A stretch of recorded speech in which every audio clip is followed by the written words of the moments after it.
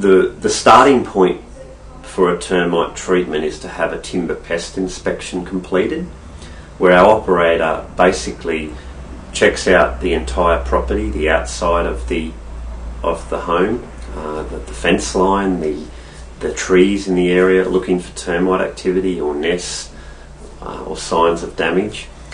We physically tap all timbers in the home, so the skirting boards, the door frames, the window frames, and the purpose of that is just to make sure that the timber doesn't cave in. Often we'll be tapping and doing an inspection on someone's home, and the top of the tapper will go straight through the window frame, and you pull it out and termites will fall out.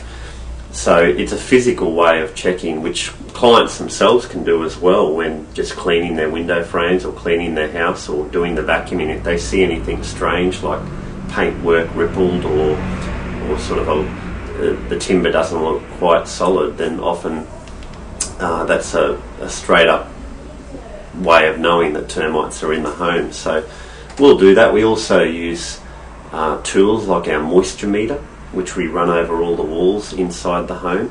And the purpose of the moisture meter is to try and find active termite leads or nests in the walls, because subterranean termites come from under the ground and they bring mud up into your walls, and the moisture meter can detect that mud often because of the moisture content in the termite workings. And then we provide the client with a written report. So if anything on the property needs to be rectified, like there may be logs in the yard that need to be removed or stumps in the garden that should be ground out by a professional stump grinder, they may have a leaking tap or a hot water overflow pipe that needs to be plumbed to a drain by a qualified plumber. Those sorts of things we'll write in the report. Once the timber pest inspection is completed, if the home doesn't have an adequate termite protection system on it, we'll often recommend a termite treatment be completed. And these are often known as termite barriers or perimeter soil treatments. And what's involved with these is we dig a trench around a concrete slab down to the top of the footing. So if people have lawn or gardens or sort of stones up against the house, we often dig all that away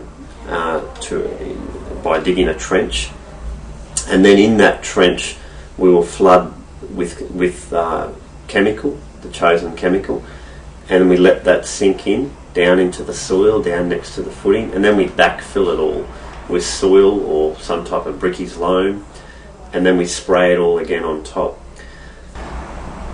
With our termite barrier systems where there is concrete, the client does have the opportunity to call in a concrete cutter and cut the concrete so we can install the reticulation pipe, but often due to the expense of that, the best way and the most often recommended way is to drill a hole every sort of 200 mil or every 20 centimetres through the soil or through the concrete into the soil, and then we inject 2 litres of chemical down each hole.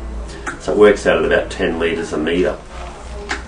And that chemical can last anywhere up to 10 years depending on the chemical that we use. And that involves, what that does is it protects the home as the termites travel underground through the soil. They run into that treatment and they know it's there, and they'll often just go away. Or with one of our other non-repellent chemicals that we use, they just wander on into that treated area, and it gives the termites like a disease that they take back to the nest, and it kills those termites that came into contact with it, and often the other termites where they've transferred it to them in a 2 to 4 week period. With the concrete treatments, when we drill through the holes, when we drill through the concrete and inject 2 litres down each hole, we now also put in little concrete seals, little plastic seals into the concrete, and they can be colour coded to match the colour concrete that we've drilled through. We have terracotta, black, grey, beige, a whole load of different colours.